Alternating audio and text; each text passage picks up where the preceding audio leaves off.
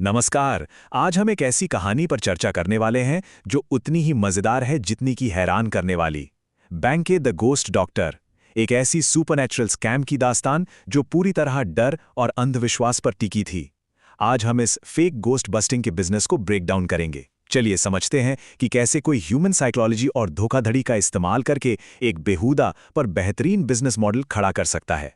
SS झाता company का एक बहुत ही सटीक कोट है। लोग जिंदा इंसानों पर विश्वास करें या ना करें, पर भूतों पर जरूर विश्वास करते हैं। सच पूछिए तो ये एक लाइन इस पूरे स्कैम का कोर प्रेमिस सेट कर देती है। अंधविश्वास और डर का फायदा उठाना कितना आसान और प्रॉफिटेबल हो सकता है, ये हमें आगे इस कहानी में बिल्कुल साफ दिखाई देगा। तो आखिर ये स्कैम शुरू कैसे हुआ? आइए अपने पहले पड़ाव की तरफ बढ़ते हैं। द फाउंडेशन ऑफ फ्रॉड, यानी तबाही को मुनाफे में बदलना। दरअसल बैंक के नाम का एक बेरोजगार इंसान एक जली हुई एसएस झाटा कंपनी में नौकरी मांगने गया था। वहां उसने देखा कि मालिक अब फैक्ट्री चलाने के बजाय भूत भगाने का धंधा कर रहा है। बस वहीं से उसने घोस्ट बस्टिंग इकोनॉमिक्स सीख ली। अब ये कॉन्सेप्ट है क्या? ये एक ऐसा हाईली प्रॉफिटेबल बिजनेस मॉडल है जिसमें क्लाइंट के अंधविश्वास और सुपरनैचुरल डर का पूरा फायदा उठाया जाता है। सबसे खास बात जो बैंकें ने समझी वो ये थी कि इस काम के लिए किसी एक्चुअल स्किल की कोई ज़रूरत नहीं है। आपको सिर्फ कॉन्फिडेंस चाहिए और एक ऐसी भोली भाली ऑडियंस जो डर के मारे चुपचाप हर बात मान ले। अब सवाल ये है कि बैंकें ने लोगों को बेवकूफ़ बनाया कैसे? आइए इस स्कैम के मैकेनिक्स को समझते हैं, जहां बॉटल्स, अजीब आवाज़ें और फर्जी एग्जॉर्सिज्म का खेल खेला गया। बैंके का काम करने का तरीका बड़ा ही सिंपल और हैरान अंगेज था। जब गांव का मुखिया यानी प्रधान डर के मारे उसके पास आया तो बैंके ने एक 3 स्टेप का फॉर्मूला अपनाया। स्टेप 1, डरे हुए गांव वाले की बात पूरे ध्यान से सुनो।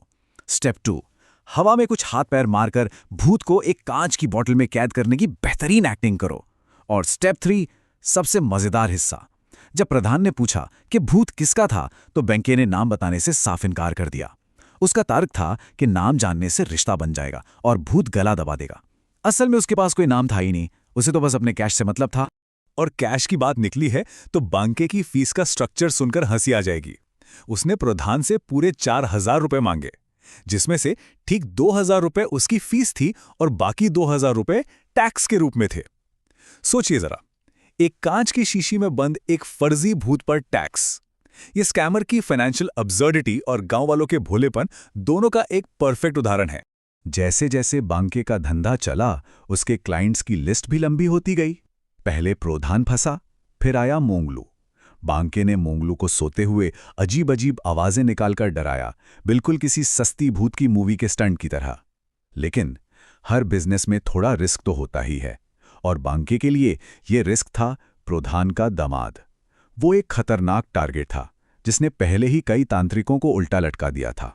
बैंके बड़ा चालाक था, इसलिए वो किसी भी तरह उस दामाद के सामने आने से बचने के लिए नए नए बहाने बनाने लगा। सक्सेस जब दिमाग पर चढ़ने लगती है ना, तो लालच बढ़ ही जाता है। यहां से शुरू होता है अगला फेस, एस्केलेशन एंड ग्रीड, यानी सब्सक्रिप्शन मॉडल की तरफ एक बड़ा कदम। बैंके बिल्कुल किसी मॉडर्न टेक स्टार्टअप की तरह पिवट कर रहा था। पहले जहां एक बार की सर्विस में मेहनत ज्यादा और कमाई कम होती थी, वहीं अब उसने शुरू की अपनी lifetime ghost busting service. उसने गांव में ये पैनिक फैलाया कि आसपास हर जगह भूत ही भूत हैं। उसका मकसद था कि लोग लाइफ टाइम प्रोटेक्शन के डर से उसके दान बक्से यानी डोनेशन बॉक्सेस को पैसों से भर दें। एक रिकरिंग रेवेन्यू का सपना दिखाकर यहां लालच की पूरी लिमिट क्रॉस कर दी गई। अपने इस मास्टर प्लान को अंजाम देने के लिए बैंके ने एक भयानक क्लाइमैक्स स्ट्रैटेजी तैयार की। उसने एक पेड़ पर प्रोजेक्टर छुपा दिया ताकि रात के अंधेरे में फर्जी भूतों की इमेजेस गांव वालों को दिखा सके।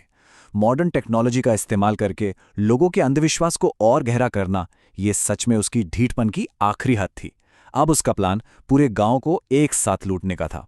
लेकिन कहते हैं ना, पाप का घड़ा एक ना एक दिन भरता ही है।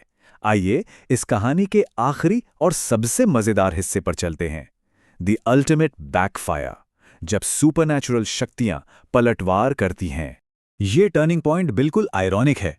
बैंकी की एक्सपेक्टेशन क्या थी कि प्रोजेक्टर चलेगा, नकली भूत दिखेंगे, लोग डर जाएंगे और पैसे देंगे। लेकिन रियलिटी में क्या हुआ?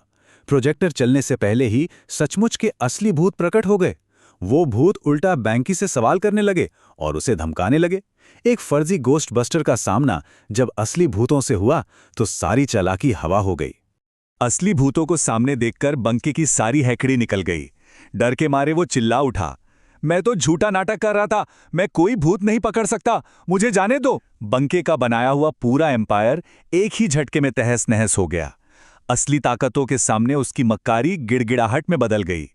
ये मोमेंट साफ दिखाता है कि धोखेबाज असल में अंदर से कितना डरपोक होता है। और फिर आता है इस कहानी का सबसे बड़ा डार्क कॉमेडी ट्विस्ट। उन असली भूतों ने बांके को एक भयानक सच बताया। जिन गांव वालों को वो अब तक लूट रहा था, असल में वो सभी भी कब के भूत बन चुके थे। बांके की वहां आने तक गांव में बाकी सब कुछ पहले ही खत्म हो चुका था। ये सुनकर बांके अपने होश खो बैठता है और जिसके बाद वो वहां से बस अपनी जान बचाकर भाग खड़ा होता है।